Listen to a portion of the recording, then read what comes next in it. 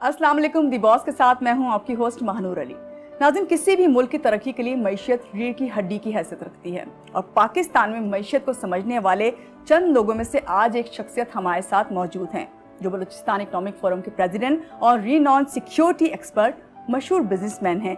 जी, आप यकीनन पहचान गए होंगे, आपने सही पहचाना है। हमारे साथ हैं शौकत पोपलजई साहब। इनसे मिलते हैं, जिनको आप ना सिर्फ मईशत के हवाले से बिजनेस प्लस चैनल और सिक्योरिटी पर्पस के हवाले से दीगर चैनल्स पर देखते हैं। इनसे मिलते हैं और इनके बारे में जानते हैं, इनकी पर्सनल लाइफ के बारे में जानते हैं, जो हम ज़्यादा ज़रूरी समझते हैं इस प्रोग्राम में जाना।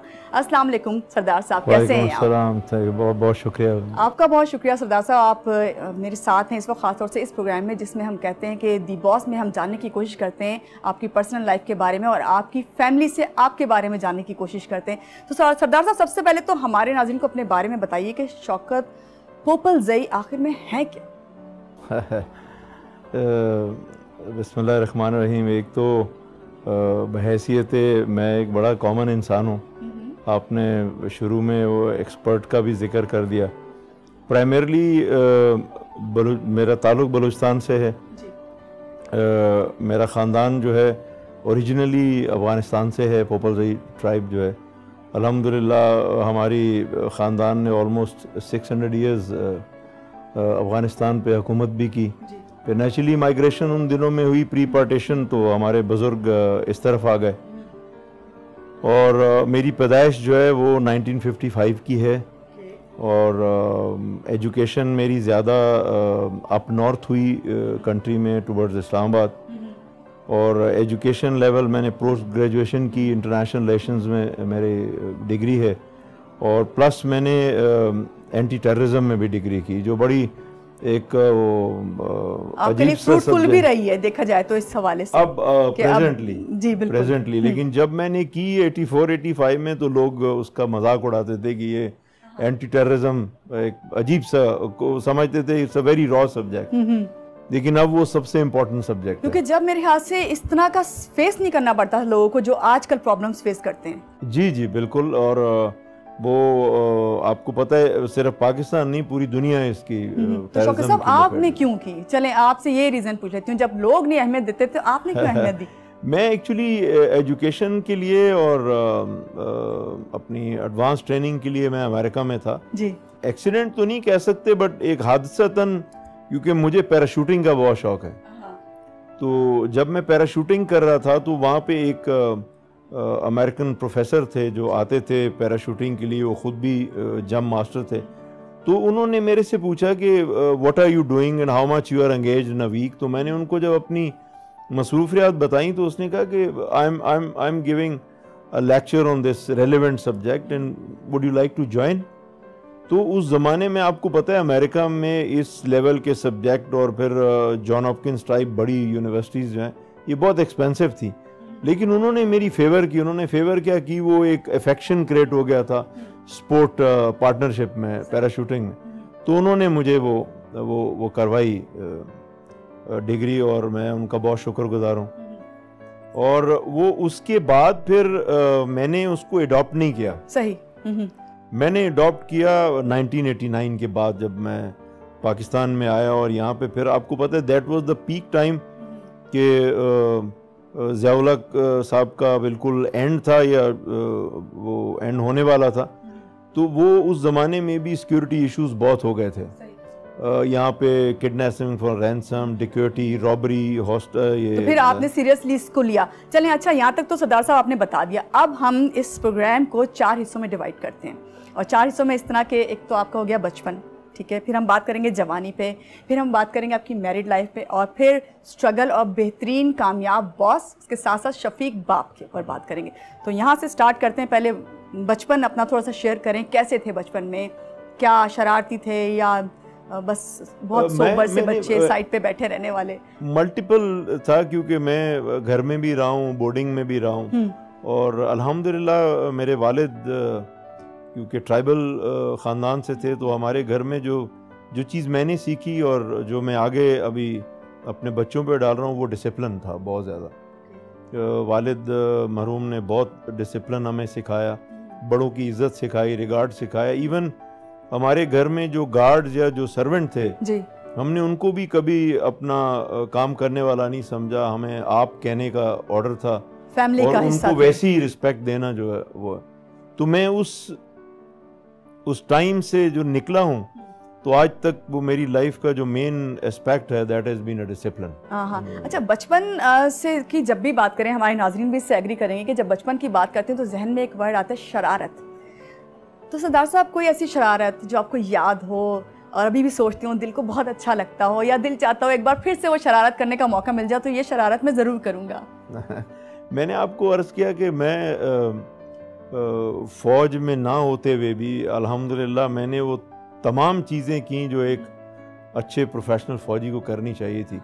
मैंने फ़्लाइंग भी सीखी, मैंने ग्लाइडिंग भी सीखी, मैंने पैराशूटिंग भी की। मतलब मैं पहला पाकिस्तानी हूँ जो यूनाइटेड स्टेट्स पैराशूटिंग एसोसिएशन का मेंबर। इससे रिलेटेड वाक़यात भी आपसे मुझे अभी सुनने हैं। तो वो मैं मेंबर रहा। तो adventure has been a part in my immune system. तो यानी कोई टाइम नहीं है, बचपन ही जो है मखसूस नहीं है कि अगर कोई शरारत करनी तो बचपन में ही हो, आप बड़े होकर भी कर सकते हैं। अब आप ये अंदाज़ा लगाएं कि मैंने कराटे की, लेकिन मैंने अल्हम्दुलिल्लाह कभी किसी के ऊपर फिजिकल असॉल्ट नहीं किया, क्योंकि मैंने अपने टीचर से सीखा था कि ऐसे एडवेंचर एक इंसान को सबसे इम्पोर्टेंट चीज़ सिखाता है, वो है पेशेंस। अब मैं अगर 40,000 से जंप करता हूँ तो मुझे बड़ा सब्र चाहिए कि मैं कब लैंड करूँगा और मुझे खुदा ना खासा कोई हादसे का शिकार ना हो जाऊँ। तो वो पेशेंस उसमें डेवलप हुई। तो जहाँ तक बचपन की शरारतें हैं वो इंसान मेरा ख्याल है सब करते हैं, कोई मैंने भी बहुत ऐसी कोई यादगार नहीं ऐसी है, पर्टिकुलर याद कोई बहन भाई के साथ या कुछ इस तरह कुछ भी नहीं। बहनों का मैं आज करूँ जहन पर जोर डालें तो मैंने या बताना नहीं चाह रहे हैं? नहीं, डिसिप्लिन का ये था कि हम भाई तो सेपरेट रहे, बोर्डिंग्स में रहे, लेकिन बहनों के रूम्स में जाने की हमें इजाज़त नहीं थी और हमारा इंटरेक्शन उनके साथ बहुत कम होता था। तो मुझे ऐसा याद नहीं है कि मुझे पेरेंट्स ने कभी मुझे स्नैप किया हो, कोई मैंने ऐसी शरारत की हो, अल्हम्दुलिल्लाह। सॉरी, मुझे कोई ऐसी याद नहीं है। It's okay, no problem. जवानी की तरफ आ जाते हैं, फिर उससे रिलेटेड कितनी स्ट्रगल्स रही आपकी, और फिर मैरिड लाइफ आपकी कैसी, किस तरह शादी हुई? मैंने अपनी एजुकेशन के तकरीबन 3 साल के बाद 1980 में मेरी शादी हो गई थी अल्हम्दुलिल्लाह। और उसके बाद अभी मैंने प्रोफेशनल लाइफ नहीं शुरू की थी, और उसके बाद अल्टीमेटली प्रोफेशनल उसके काम के लिए, या आप समझें कि अपनी फ्यूचर के लिए हम लोग कराची में आ गए। तो कराची में जो प्राइमरीली मेरी स्ट्रगल रही थी वो टूवर्ड इंफॉर्मेशन फील्ड थी, कॉर्पोरेट इंफॉर्मेशन। फिर 1983 में हम लोग अमेरिका चले गए, फिर तकरीबन 4.5 साल वहीं रहे। फिर मैंने एजुकेशन अपनी और फर्दर इम्प्रूव की, और वहाँ पे फिर मैं 2-3 ऑर्गेनाइजेशन, पर्टिकुलरली एक जो थी डिप्लोमेटिक मॉनिटर, जो पूरी वर्ल्ड को डिप्लोमेटिक जो एक्टिविटीज़ हैं उनको मॉनिटर करती, मैं उसको हेड किया मैंने। I was the boss there in Washington DC.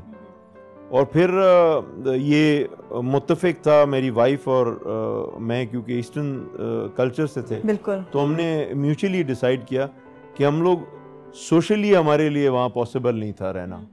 तो फिर आपने यहाँ मूव कर गए पाकिस्तान, और वो भी कराची। फिर आपने डिसाइड किया बलूचिस्तान। अगर मैं ये पूछूं, बलूचिस्तान क्यों नहीं डिसाइड किया? कोई रीजन थी इसकी? नहीं, 80 मैं वो उसका आपको बताऊंगा कि 80 में जब मैं एजुकेशन कंप्लीट करके क्वेटा में गया हूँ वापस, तो वो टाइम था जब अफगान वॉर शुरू हुई थी। ओके।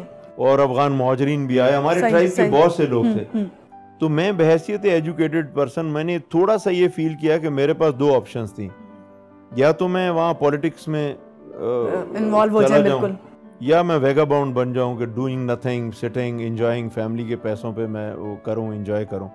वो मेरे इनर सेल्फ ने उसको एक्सेप्ट नहीं किया। फिर मैंने माँ से रिक्वेस्ट की कि अगर आप मुझे इजाज़त दें तो मैं शहर से बाहर चला जाऊं, कराची। तो उन्होंने वो ऑप्शन जो है उसको एक्सेप्ट किया और अलाउ किया मुझे। आपने कहा कि 1980 में आपकी शादी हुई, वहाँ से फिर एक अलग ज़िंदगी शुरू हो जाती है, बहुत रिस्पॉन्सिबिलिटीज़ बढ़ जाती हैं। Is it true? बिल्कुल बन जाती हैं, लेकिन मैं बताऊं कि वो जिस सिस्टम से मैं निकला था, मुझे कभी भी मैरिज लाइफ बिगनिंग में, और अल्लाह का बहुत शुक्र है अभी तक कभी बर्डन नहीं लगा मुझे। सरदार साहब, जब शादी की बात करते हैं ना, मैरिड लाइफ की, तो उससे रिलेटेड एक सवाल मैं आपसे ज़रूर पूछना चाहती हूँ कि हर इंसान ज़िंदगी में इश्क जो है वो ज़रूर करता है, लाजमी है। चाहे वो आप अपने यूनिवर्सिटी में करें या कॉलेज में, तो आपकी ज़िंदगी में कोई शख्सियत इस तरह आई जिससे आपको इश्क हुआ हो? नहीं, मैं बड़ा ये डेफिनेटली आपकी बड़ी वैलिड पॉइंट है, इश्क अपने माँ बाप से भी होता है। नहीं, मैं उस वाले इश्क का नहीं पूछ रही, मैं कॉलेज लाइफ यूनिवर्सिटी लाइफ का पूछ रही हूँ कि यकीनन नहीं, मैं वैसा था नहीं, मैं आई हैव नेवर बीन। आप वैसे नहीं थे या किसी ने आपको लिफ्ट नहीं कराई? नहीं, बहरहाल अपनी मुंह आप ही वो बनने की बात है, इतना बुरा भी नहीं था अल्हम्दुलिल्लाह। तो फिर इसका मतलब है कि किसी ना किसी अगर आपको नहीं क्रश हुआ तो किसी को आप पे क्रश हुआ, आपको पता हो कि हाँ ये सामने वाला जो है फ्रेंडली थी डेफिनेटली। मैं 3-4 का जिक्र नहीं करूंगा माजरत के साथ, क्योंकि इससे हाँ, मैं नहीं चाहती कि मैं आपके घर से जाऊं तो आपकी बेगम आपसे नहीं। बेगम के अलावा वो लोग खुद जो मेरी क्लासमेट्स थी वो इस वक्त बड़े स्टेटस पे हैं पॉलिटिकली, तो मैं उनको मेंशन नहीं करना चाहता हूँ क्योंकि वो फिर खैर नहीं होगी मेरी। लेकिन ये कि वो मैं बहुत सुकून में हूँ कहने में कि उस टाइम में ऐसा माहौल नहीं था। ओके, मोबाइल नहीं थे, इंटरनेट नहीं था, फेसबुक अगर ये होता तो यकीनन हो जाता।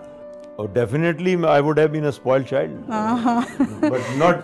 चलें, आपने बहुत क्लियरली बता दिया और मेरा ख्याल था कि सरदार साहब नहीं बताने वाले, मगर फिर भी आपने बहुत अच्छा और सच बोलने में आफियत जानी, बहुत अच्छा कि आपने मैरिड लाइफ के बाद एक कामयाब बिजनेसमैन होना और उसके बाद एक शफीक बाप होना, वहाँ तक की अगर मैं आपसे बात करूँ तो क्या कहेंगे इसके लिए आप? देखिए, मैरिड लाइफ में सबसे बड़ा आपका फेज़ आता है जैसे आप अपना कैरियर बनाते हैं और अपने आप को सेटल करते हैं, इसी तरह मैरिज लाइफ में भी you have to settle yourself. Settle mean according to accommodating each other, कि आप वाइफ आपको अंडरस्टैंड करें, आप वाइफ को अंडरस्टैंड करें। वो एक फेज है, collectively then two wheels move forward, ताकि बाद में जब बच्चे हों आप तो आपको फिर अंडरस्टैंडिंग है कि मुझे क्या काम करना और मेरी वाइफ को क्या काम करना, एक रोल अदा करना। फिर मुझे ये बड़ी खुशकिस्मती रही है हमारी कि हमारी माँ का साया हमेशा रहा हमारे साथ। लास्ट ईयर अल्लाह उनको मग़फ़िरत करे, उनकी डेथ हुई, लेकिन उन्होंने तकरीबन 30-34 ईयर्स हम लोगों के साथ ज़्यादा गुजारा। तो हमें वो मेरी वाइफ को और मुझे उनकी एक गाइडेंस जो थी, एल्डरली गाइडेंस, प्रॉपर मिलती रही। वो मिलती रही। एक बिजनेसमैन की हैसियत से अगर मैं बात करूँ, जिस तरह आपने कहा कि आप अमेरिका में भी बॉस रहे, वहाँ पे भी आपने बॉसी लाइफ गुजारी, और यहाँ पे अगर इससे कंपेयर करें यहाँ की लाइफ को तो क्या कहेंगे, कितना मुझे कोई डिफरेंट नहीं। देखिए, सिर्फ फ़र्क है क्वालिटी ऑफ लाइफ का, और क्वालिटी ऑफ लाइफ भी है कि मैं अगर अपने रिमोट एरियाज़ में जाता हूँ तो वहाँ सख्त बिजली की प्रॉब्लम भी है, पानी की प्रॉब्लम भी होगी, आपको मट्टी हर चीज़ है। तो क्योंकि मेरा दिलो दिमाग उस जगह पे है तो सारी चीज़ें हट जाती हैं, मुझे तकलीफ नहीं होती। तो इसी तरह अमेरिका चाहे कितना भी एडवांस कंट्री हो, तो कहते हैं your home is your where your heart is. तो जब मेरा दिल पाकिस्तान में है तो फिर अल्हम्दुलिल्लाह कोई तकलीफ नहीं, अल्लाह का बहुत कम। इससे मैं कहूँगी आपको अप्रिशिएट जितना करें कम है, क्योंकि बहुत कम ऐसे लोग होते हैं जो इतनी बॉसी लाइफ दूसरे, और वो भी अमेरिका जैसी कंट्री में देखते हुए आप पाकिस्तान को सिलेक्ट करें, ये बहुत बड़ी बात होती है। फिर उसमें वही बात आएगी कि मेरा ख्याल है कि सरदार साहब, जिस तरह आपने बताया कि जो आपका ब्रॉटअप जिस तरीके से हुआ, जो फैमिली आपका बैकग्राउंड है, उसको जितना डिसिप्लिन आपके फादर ने आपको सिखाया, उसके बाद आप यही रिजल्ट देख सकते थे जो कि एक अच्छे पाकिस्तानी और सच्चे पाकिस्तान के लिए होना चाहिए। और मुझे बड़ी खुशी है आपकी इस बात को जान के। थोड़ा लाइटर मूड पे आते हैं। दौलत, इज्जत, सच्चा प्यार, इन पे अगर हम बात करें तो इनमें से सबसे ज़्यादा अहम क्या है, ये आप हमें बताएंगे। लेकिन यहाँ लेंगे हम छोटी सी ब्रेक के बाद फिर वापस आते हैं। आप हमारे साथ रहिए।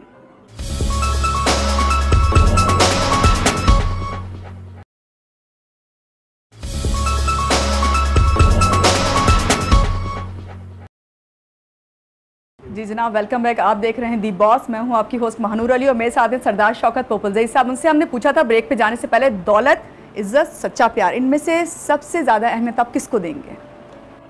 इज्जत को। इज्जत को, गुड। क्योंकि इज्जत से आप दौलत भी कमा लेंगे और इज्जत से आप बड़ा एडवांस प्यार कर सकते हैं। सही। मैं चाह रही हूँ कि आप हमारी जो इस वक्त न्यू जनरेशन आपको देख रही है, जो बॉस बनना चाहती है आगे आने वाली लाइफ में, उनको इन तमाम पॉइंट से हमें ना सिर्फ आप अपनी जो आपको एक्सपीरियंसेस हैं उनको शेयर करें, बल्कि हमें समझाएं।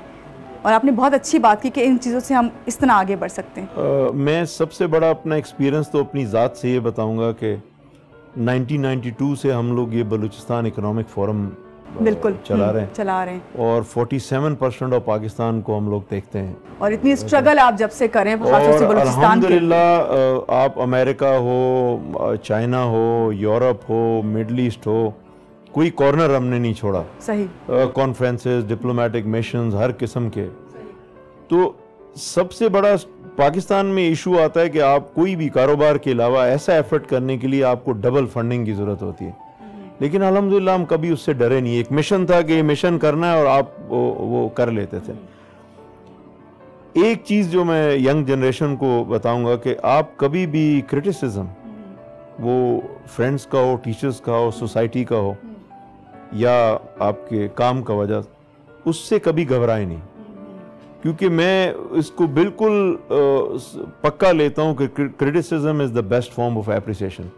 और मैंने कभी, बहुत से टाइम ऐसा हुआ जब लोगों ने क्रिटिसिज्म किया, सियासी लोगों ने किया, तो मैंने कभी उसको माइंड नहीं किया, मैंने उसको एप्रिसिएशन में लिया और ख़ुद मैंने अपने आप को एनालाइज किया कि इसमें अगर मेरी कोई फॉल्ट या कमी है तो मैं उसको इम्प्रूव करूं। सही। और अल्हम्दुलिल्लाह उसने मुझे बड़ा कामयाब किया। दूसरा, मैंने अपनी लाइफ में जो सबसे इम्पोर्टेंट चीज़ सीखी, जो मैं चाहता हूं कि यंग जनरेशन अडॉप्ट करें मैंने अपने बच्चों को, वो हम्बलनेस है। आप किसी को छोटा ना समझें और किसी को बड़ा ना समझें। अल्लाह ताला ने सबको एक बराबर बनाया हुआ। बड़े आदमी को इज्जत देंगे तो वो आपको अपनी इज्जत की खातिर आपको इज्जत देगा। सही। किसी कमजोर आदमी को इज्जत देंगे तो वो अपने आप को बड़ा समझ के आपको इज्जत देगा। तो ये इतना अच्छा बैलेंस है कि सोसाइटी जो है वो आपको बड़े अच्छे तरीके से। और वाकई बहुत अच्छी आपने बात की कि बड़े आदमी को देंगे तो वो अपनी इज्जत को इज्जत रखने की खातिर मजीद आपको इज्जत देगा, और छोटे को देंगे तो वो इस चीज़ को और अप्रिशिएट करेगा। सरदार साहब, गुस्सा आता है आपको? जी आता हूँ, लेकिन मैं क्या करते हैं? गुस्सा किस तरह बर्दाश्त करते हैं? या ऐसा भी तो होता है ना, गुस्सा आए तो कुछ लोग ऐसा करते हैं कि म्यूज़िक सुनने लग जाते हैं या कोई बुक पढ़ने लगते हैं, या फिर कहें कि किसी दूसरे कमरे में चले जाते हैं सुकून के लिए कि चलो नहीं सामने होंगे तो ज़्यादा गुस्सा बढ़ जाएगा। किन बातों पे ज़्यादा गुस्सा? मेरे वालिदैन और बुज़ुर्गों ने सिखाया हुआ है कि कलाम पाक पढ़ा करो फिर गुस्सा हट जाएगा। अल्हम्दुलिल्लाह मैं ऐसा ही करता हूँ। हाँ, बड़ी मैं कुछ ना कुछ पढ़ लेता हूँ और अल्लाह ताला उसमें मदद करते हैं। तो गुस्सा का सबसे ज़्यादा काबू पाने के लिए बेस्ट तरीका ये है कि कलाम पाक रेसिपी है कि आप कोई कलाम पाक पढ़ लें, कलमा पढ़ लें, दुरूद शरीफ पढ़ लें, वो अल्लाह ताला उसमें करम करते हैं। हवाई करतब, अभी आप बात कर रहे थे पैराशूटिंग के बारे में और बहुत आपके एक्सपीरियंसेस भी रहे हैं। एक ऐसा वाक़या जो मैं आपसे जानना भी चाहूँगी, लेकिन जब आपकी बेगम यहाँ बैठी होंगी तो उस वक्त स्पेशली आपसे बात करूँगी। और एक सीक्रेट है आपको नाज़रीन हम बताएंगे, लेकिन अभी थोड़ी देर के बाद। इस वक्त मैं आपसे जानना चाहूँगी, अभी भी आपको इसका शौक़ है इस उम्र में? अल्हम्दुलिल्लाह। वरना लोग तो हमने देखा है इस उम्र में एक इजी चेयर होती है और किताब होती है बस। मैं आपको यकीन करें कि मेरी लाइफ में मैं जब अमेरिका जाऊं या यूरोप जाऊं, वहाँ या इस खित्ते में पैराशूटिंग करना बहुत मुश्किल है, लेकिन लोगों को शौक़ होता है कि मैं पहुँचा हूँ, मुझे जेट लैग है, मैं रेस्ट कर लूँ, या मैं अगर काम मेरा मीटिंग्स ख़त्म हो गई, कॉन्फ्रेंस ख़त्म हो गई, मैं थोड़ा रिलैक्स कर लूँ। तो मेरी रिलैक्सेशन है कि I must go to the airfield and do my para jumping. मुझे उससे बड़ा सुकून मिलता है। लेकिन आज भी मैं एयरफील्ड, बिल्कुल अभी आज भी मैं एयरफील्ड्स पे जाता हूँ तो वहाँ पे मुझे 75-80, मैंने हाईएस्ट 40,000 से की। और अब कितना आप अब तो समझते हैं कि क्या कोई फेयर आया अपने अंदर? कोई फेयर तो फील नहीं किया इसके लिए? अब नहीं, अब नहीं, अल्हम्दुलिल्लाह अब नहीं। मुझे कभी भी नहीं, मैंने फर्स्ट जब, मैं आपको इंटरेस्टिंग किस्सा सुनाता हूँ कि जब मैं first time Virginia heartwood airfield पे मेरी उन्होंने बेसिक ट्रेनिंग की, फिर मेरी जंप थी शाम के वक्त। तो जब उन्होंने, एक पाइपर एयरक्राफ्ट था जिसमें बिल्कुल कोई सीट नहीं थी, 2 सीट्स थी, एक पायलट थे, एक जंप मास्टर थे। तो उन्होंने, जंप मास्टर ने हमें ऑर्डर दिया कि heads down and jump in the aircraft. तो हेड्स डाउन मैं सबसे पहला था, मैं गया, मैंने जाके, तो पैराशूट को आपको लगाना पड़ता है वहाँ, क्योंकि स्टैटिक लाइन जंप है। तो मैंने लगाया, मैं बैठ गया। तो फिर उसको कमांड मिली ATC से, एयर ट्रैफिक से, कि भाई आप टैक्सी करो और रनवे पे और टेक ऑफ करो। जब ये मिल गई तो हमें यहाँ उन्होंने रेडियो लगाया हुआ था, तो आई कुड लिसन व्हाट, क्योंकि ऑल्दो डोर खुला हुआ था और फैन के प्रोपेलर साउंड था। तो जैसी टैक्सी करके रनवे के करीब पहुंचा और मैंने ज़रा सर ऊपर करके देखा, तो मेरे लिए बड़ी एक एक्सटॉनिशिंग चीज़ थी, और बहैसियत ईस्टर्न मर्द वो मेरे बर्दाश्त से बाहर थी, कि हम 4 लोग थे, वो 3 लड़कियां थीं। अमेरिकन थी। तो मैंने शोर शुरू कर दिया, तो जंप मास्टर ने टर्न किया, कहता what's the problem with you. मैंने कहा look, I can not jump after the woman, I have to jump first. ये आपके लिए इज्जत का भी बन गया, इज्जत का मसला बन गया। अब वो भी लड़कियां जो थी वो भी गुस्से में आ गई। जंप मास्टर ने कहा we are at the verge of taxi and we have to take off. मैंने कहा no, I will jump here if you will not take. तो अल्टीमेटली उन्होंने टर्न किया और उन्होंने मेरी पोजीशन चेंज की। देन आई वाज अल्हम्दुलिल्लाह the first person to jump. मैंने कहा माजरत के साथ, आप भी लेडी हैं, मैंने कहा औरत के पीछे जंप नहीं करूंगा, आगे करूंगा इंशाल्लाह। वरना क्या कहते हैं, होता है ये, मोस्टली लोग ये सोचते हैं कि नहीं पहले इनको करने दो फिर चलो इज्जत बाकी रह जाए। अल्हम्दुलिल्लाह यानी इतना कॉन्फिडेंस था आपके अंदर, अल्हम्दुलिल्लाह, जिसको आपने प्रूव भी किया। फर्स्ट जंप मेरी परफेक्ट थी, मैं सर्कल में लैंड किया, बिल्कुल लैंडिंग मेरी परफेक्ट थी और जंप मास्टर ने बड़ा अप्रिशिएट किया।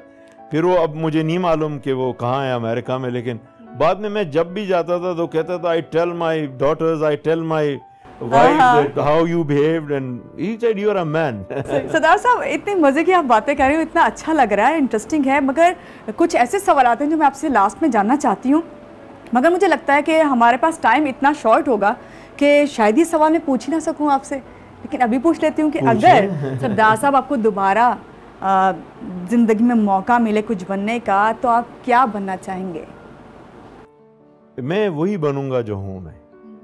कभी कोई रिग्रेट नहीं रहा इस लाइफ से कि कहीं कहीं अगर ये नहीं तो मैं ये होता तो क्या ही बात। देखिए बहसीत मुसलमान एक ईमान है कि जो नसीब में है, बख्त में है, वो मिलना है। सही। बाकी इंसान की मेरी भी ख्वाहिश है कि मैं खूब से खूब तर करूं, लेकिन मैं बहुत कंप्रोमाइजिंग हूँ। जब मैं देखता हूँ कि एक चीज नहीं हो रही तो मैं अपने अल्लाह का शुक्र अदा करके मैं सरेंडर कर लेता हूँ। सही।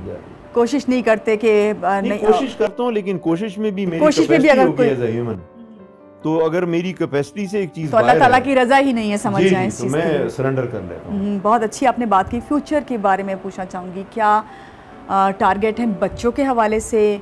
पाकिस्तान की बात करूं तो क्या कहेंगे कि भाई अब इस उम्र में मुझे ये काम जो है, इस हिस्से में उम्र के मुझे ये काम कर लेना चाहिए? अभी बलूचिस्तान में कुछ अरसे से कुछ हालात ख़राब थे, तो मुझे याद है कि एक अखबार के दफ्तर पे एक बॉम्ब ब्लास्ट हुआ। तो मैंने उनकी एडिटर को कॉल की, वो मेरी बहनों की तरह है, बहुत अच्छी इंसान है। मैंने उनको कॉल करके अफसोस किया कि मैं बहुत मुझे अफसोस हुआ कि आपकी बॉम्ब ब्लास्ट हुआ है, कोई नुकसान तो नहीं है। उन्होंने कहा, तो उन्होंने मुझे बड़ा रोनी जैसी आवाज़ में उन्होंने बोला कि भाई देखो, हम तो कुछ भी नहीं करते, हम तो हर एक की खबर देते हैं, तो ये हो रहा है तो वो हो रहा है। तो मैं आपको जो चीज़ बताने लगा हूँ, उन्होंने उसको एडिटोरियल बनाया जो मैं आपको बयान करने लगा हूँ। तो मैंने कहा बीबी देखो, मोहब्बत में दो चॉइस होती हैं आपके पास, या जिससे मोहब्बत करना चाह रहे हो वो आपका हो जाए, या फिर एक रास्ता है कि आप उसके हो जाओ, इसमें कुछ भी नहीं है। तो मेरी नज़र में ये पाकिस्तान के पास, हमारे पास कोई ऑप्शन नहीं है, या हम पाकिस्तान के हो जाएं या पाकिस्तान हमारा हो जाए। तो that's the best thing I would like to before going to the grave. ये मेरी अपनी ख्वाहिश होगी। और बच्चों के लिए क्या सोचते हैं? बच्चों से भी मैं यही एक्सपेक्ट करता हूँ कि वो इस मुल्क में पैदा हुए, इस मुल्क से मोहब्बत करें। हमारे फोर फादर्स चाहे पहले अफ़गानिस्तान से आए, लेकिन अब हमारा ज़मीन ये है, हमारी माँ ये है, तो इससे मोहब्बत करें, इसको दिल से लगाएं, और जो कुछ करना है बाकी दुनिया में अपनी अपॉर्चुनिटीज़ के लिए घूमें, लेकिन home is where heart is. और उसका ज़रूर सोचें लाज़मन, जितना आप सोचते हैं। घर में किसकी चलती है सरदार साहब, बेगम की या आपकी, या म्यूचुअल अंडरस्टैंडिंग है? मैं बहुत अल्लाह का शुक्र अदा करता हूँ कि मेरी वाइफ और बच्चे जो हैं वो मुझे पूरी रिस्पेक्ट देते हैं। मतलब जैसे फ़ौज में बोलते हैं ना, कमांड जो है वो अल्हम्दुलिल्लाह उन्होंने मुझे डेलीगेट की हुई है। लेकिन मैं अकोमोडेटिंग में मैंने कभी भी घर के कामों में मुदाखलत नहीं की। इसका ट्रस्ट मी जो मैं आपको बता रहा हूँ, मेरे बच्चे भी शायद आपको बताएंगे, ने कभी अपने बच्चों के कमरों बड़े फैसले जो होते हैं घर के, वो कौन करता है? दोनों मिलके करते हैं। बेगम से ही रिलेट आपसे बात करूंगी। बेगम की कौन सी दो आदतें ऐसी हैं जिनके बगैर आप समझते हैं कि वो नामुकम्मल है, जो अगर वो ना आपके सामने करें तो आप कहेंगे क्या हो गया बेगम आपको? शी इज माशाल्लाह वेरी रिलीजियस, नमाजी, और दूसरा केयरिंग। मतलब मुझे वो मेरे फेस से शी नोज सेंटिमेंट्स के भी इसको कोई परेशानी है, कोई तकलीफ है, तो वो उसमें शी इज़ वेरी अकोमोडेटिंग। हाँ, और कौन सी 2 ऐसी चीज़ें जो उनमें नहीं होनी चाहिए थी? मैंने कभी इस पे सोचा नहीं। शॉपिंग कौन कराता है, आप ही कराते हैं या खुद करती हैं शॉपिंग? वो शी इज़ इंडिपेंडेंट, माशाल्लाह। वो बाहर जाते हैं आप, अगर अकेले जाएं, कभी बेगम साथ ना हो, तो क्या लेकर आते हैं उनके लिए? उनको सबसे ज़्यादा क्या पसंद है? मैं ये बड़ी अजीब सी बात बताऊंगा कि मेरी ख्वाहिश होती है कि मैं अपनी बीवी बच्चों के लिए लाऊं। मैं कई दफ़ा अपने लिए नहीं लाता, घर वाले नाराज़ होते हैं। और इवन और मैं बात बताऊं कि मैं एक एनिमल लवर हूँ, कैट लवर हूँ, तो मैं सूपी को भी मैं मिलूंगी। मैं अपनी कैट्स के लिए शॉपिंग ज़रूर करता हूँ, छोड़ता नहीं हूँ। घर में जितने वर्कर्स हैं, काम करने वाले, उनको भी मैं नहीं सबके लिए इग्नोर करता, मैं उनके लिए भी करता हूँ। चलें, गुड, ये तो बहुत अच्छी बात है। म्यूज़िक लगाव है उससे? अगर है तो किस किस्म का म्यूज़िक सुनते हैं आप? मैंने पॉप म्यूज़िक बहुत सुना जब यूथ टाइम में था, कॉलेज यूनिवर्सिटी में। पॉप म्यूज़िक, गज़ल भी फॉन्ट था। जब बहुत इमोशनल होता था तो मुझे कव्वाली भी बहुत अच्छी तो कौन से सिंगर सबसे ज़्यादा फेवरेट है पॉप में या कव्वाली की, अगर मैं बात करूँ आपसे? अब तो नहीं है, लेकिन जो मेरे जो अब बॉडी के अंदर एडवेंचर था, मुझे बॉनी एम बहुत पसंद था। हाँ, कुछ गुनगुना के आप हमें बताएंगे? मैं माजरत है, मैं मौलवी टाइप इंसान हूँ, वो मुझे ऐसे। आप कौन पसंद है? चलें, अब मैं बाखुदा, मैं आपको हकीकत बताऊं, अब टाइम अब उस तरह का इंटरेस्ट नहीं रहा, उतना वो टाइम नहीं है। आपसे जानेंगे आपको किस तरह की मूवीज़ पसंद हैं, आप सिनेमा जाते हैं या नहीं जाते, मौसम कैसा पसंद है सरदार साहब को, ये भी सरदार साहब से जानेंगे। फूड फेवरेट कौन सा है, प्लेस कौन सी है फेवरेट खासतौर से खाने की, ये हमसे जानेंगे। लेकिन यहाँ लेंगे एक छोटी सी ब्रेक के बाद फिर वापस आएंगे। आप हमारे साथ ही रहिए।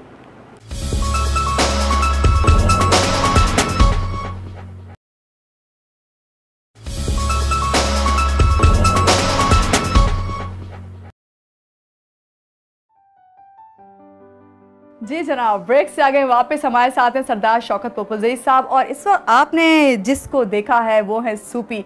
और सूपी का मैंने कहा था कि सरदार साहब मैं ज़रूर अपने नाजरीन से मिलवाऊंगी, और देखें कितना अच्छा मिलवाया कि वो मेरे साथ ही बैठी हुई है। हमने ब्रेक पे जाने से पहले सरदार साहब लोगों को कहा था कि आपकी फेवरेट मूवी का पूछेंगे, आपके फेवरेट वेदर का पूछेंगे, कौन सा मौसम अच्छा लगता है, और खाना कौन सा पसंद है, और कौन सी जगह पर जाके ख़ास तौर से खाना खाना पसंद है। तो ये आप थोड़ा से जवाब दे दें, क्योंकि और भी फैमिली के जो मेंबर हैं सरदार साहब के हमारे साथ मौजूद हैं, जिसमें हमारे साथ हैं अफशीन, उनकी बड़ी बेटी, और हमारे साथ हैं शाहबानो, जिससे आप अंदाज़ा लगा लें छोटी बेटी हैं। वेलकम करते हैं आप दोनों को, अफशीन और शाहबानो, कि आप इस वक्त जो हैं सरदार साहब के साथ बैठी हैं। तो बहुत ऐसे इजी से सवाल होंगे जो मैं आपसे करूँगी, और मैं समझती हूँ कि बहुत आसानी से आपको बहुत सच बोलना पड़ेगा। जी, जहाँ तक खाने का ताल्लुक है, मैं चूज़ी नहीं हूँ। मैंने कभी घर में वाइफ को ये नहीं बोला कि मुझे ये खाना है, लेकिन मैं ज़्यादातर बच्चों की तरह फ्रेंच फ्राइज और शामी कबाब बहुत खाता हूँ। ओके। बाकी मूवी मैंने बहुत अच्छी मूवीज़ देखी अपने बचपन में। कोई ऐसी मूवी जो अभी भी दिल चाहता हो कि हाँ, अगर ये मुझे मौका मिले तो मैं टाइम निकालूंगा? मैंने जो मुझे बहुत मूवी पसंद आई थी वो ग्रेट एस्केप थी, और फिर guns of Navarone, they were very historic movies. अतारी थी, ये मुझे पसंद। अब मैं बच्चे कभी जाते हैं मूवी पे, मुझे इन्होंने बहुत दफ़ा इम्प्रेस किया, लेकिन मैं इनको कहता हूँ जो देखना है मैं घर पे देख लूँगा, वैसे मैं मूवी देखता नहीं हूँ घर पे भी। सरदार साहब, आपसे तो इतना अच्छा लग रहा है और मज़ा आ रहा है बात करने में, लेकिन जब अफशीन भी हमारे साथ हैं और शाहबानो भी, तो क्यों ना इनसे आपके बारे में थोड़ी सी बात कर ली जाए और वो सच पूछ लिया जाए जो इन्होंने आपको नहीं कहा लेकिन हमें ज़रूर बताएंगी। शाहबानो और अफशीन, आपसे बात करूँगी कि कभी ऐसा हुआ कि सरदार साहब ने मुझसे अभी जिक्र किया प्रोग्राम के स्टार्ट में कि भाई हमने जो अपने वालिद से सबसे ज़्यादा चीज़ सीखी वो है डिसिप्लिन या फिर लोगों को रिस्पेक्ट देना। तो ये सब देखते हुए और इतना सीरियस किस्म का बैकग्राउंड देखते हुए मैं ये बात करूँ आपसे कि कभी ऐसा हुआ कि सरदार साहब से आपने कोई ज़िद की हो या ऐसा कोई काम हो या ये कह लें कि घर से बाहर जाना, जॉब करना, इस सिलसिले में कभी उन्होंने कहा नहीं ये वाला काम नहीं बेटा ये कर लो, इतना कभी फेस करना पड़ा ये? नहीं, आगा जान बहुत हमेशा से ब्रॉड माइंडेड थे। मतलब मेरे OA लेवल्स में बैचलर्स में थ्रू आउट में जहाँ जाना है, हाँ ये ज़रूर होता था कि मेरी दादी मुझे हर जगह शैपरोन करती थी, या मेरे साथ जहाँ जाना है ज़रूर जाओ, there is no obligation, but आपने अपनी वैल्यूज़ लेके जानी है। जॉब करने के सिलसिले में he is always oppose to the idea, because उनको होता है तुम अपनी फैमिली को टाइम दो, तुम अपने घर को दो, but I think now he is gotten used to the idea कि हाँ इसको शौक है काम करने का तो करो, सही अपना शौक पूरा करो। ये शाबानो आपसे पूछूंगी, आप भी क्योंकि अभी तो आप पढ़ रही हैं, लेकिन आपको भी ये कहा जाता है कि पढ़ाई के साथ साथ अपनी फैमिली को भी ज़रूर देखो और ध्यान दो? जी, जैसे आगा जन ने मेंशन किया, जो आगा जन ने अपने फादर से सीखा, आगा जन ने हमें वो सिखाने की कोशिश की है। सो हमेशा हमारे लिए भी यही रहा है कि डिसिप्लिन हो, बाय अलॉन्ग विद दैट कि आपको पता है आपकी वैल्यूज़ क्या हैं, उससे बेस्ड आप जो आपका अप्रोच हो in life, so comfortable approach. अच्छा, जब ये डिसिप्लिन का वर्ड आता है शाबानो, तो ये लगता है बहुत सीरियस सब कुछ, हम बस ये नहीं कर सकते या हम ये नहीं कर सकते, ऐसा है कि सीरियस या बिल्कुल भी नहीं। ऐसा कुछ नहीं। फ्रेंडली कौन है सबसे ज्यादा, अम्मी या अब्बू? दोनों इक्वली।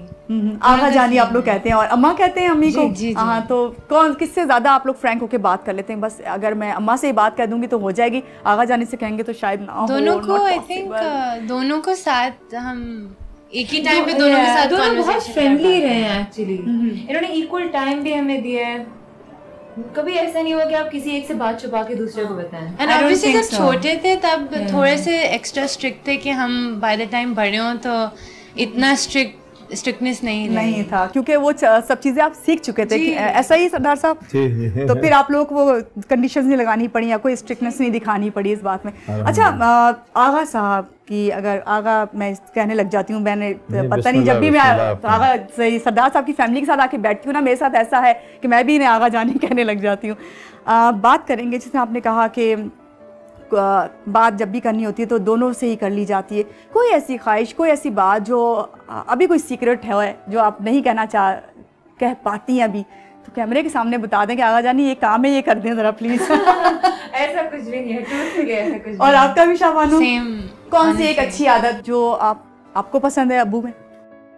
एनिमल लवर है एंड बहुत कंपैशन है आगा जन में। और आप क्या कहेंगे? Charitable, very very charitable. Agha Jan दूसरों के बहुत केयरिंग है हर मामले में, चाहे वो जो थर्ड पर्सन ही हो, वो ना जानते हो, इफ ही सीज कि दूसरे को इंसान की कोई कमी है वो अपनी तरफ से पूरी करने की कोशिश करेंगे। आज जो शो मैं करने आई हूँ इसका नाम है दी बॉस, और इस हवाले से मैंने बहुत बातें की हैं सरदार साहब से, और यकीनन आप जब इसको देखेंगी ऑन एयर तो आपको भी बहुत अच्छा लगेगा। थैंक यू, आप दोनों हमारे साथ हैं। और अभी नाज़रीन आपसे मैं ये कहूँगी कि सरदार साहब की फैमिली के और भी मेंबर, और सबसे बड़ी बात कि एक ऐसी पर्सनैलिटी से मैं आपको एक ब्रेक के बाद मिलवाऊँगी जिनसे आप मिलना ज़रूर चाहेंगे।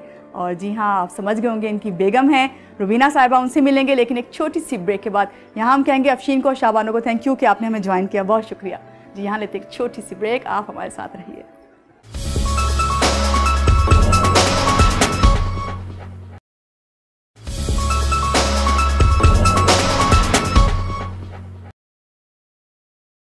जी जनाब, ब्रेक से आगे हैं वापस, और ब्रेक पे जाने से पहले हमारे साथ सरदार साहब तो थे ही जो अभी भी हैं, और उनके साथ साथ उनकी दोनों बेटियां हमारे साथ थीं, अफशीन एंड शाहबानो, और अब हमें ज्वाइन किया है इनकी बेगम ने, रुबीना साहिबा। वेलकम करते हैं आपको। और सायरा, आपको इनकी बहू हैं, कैसे हैं आप दोनों?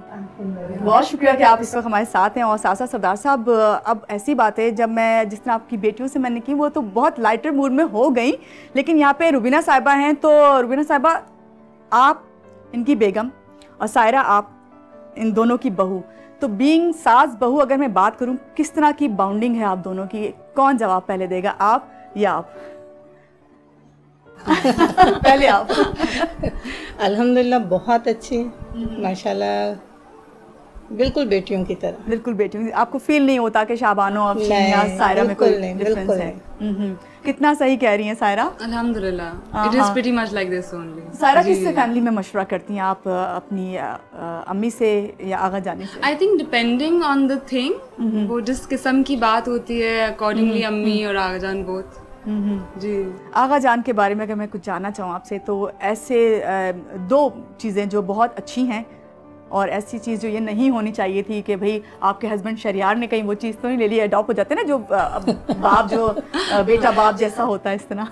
दे आर माशाल्लाह both very hard working, but then एक बात होती है कि आप रेस्ट भी करें साथ साथ। तो बस मेरा एक ही बात पे वो होता है कि आप रेस्ट नहीं करते, only keep working all the time. So that's the only drawback. और ये शहरियार में भी आपके हस्बैंड दोनों में। अच्छा, मैं शहरियार का यहाँ पे जो जिक्र कर रही हूँ नाज़रीन, शहरियार जो है आगा साहब के बेटे हैं, सरदार साहब के, और इस वक्त मसरूफियत की वजह से हमारे साथ यहाँ नहीं बैठे हुए।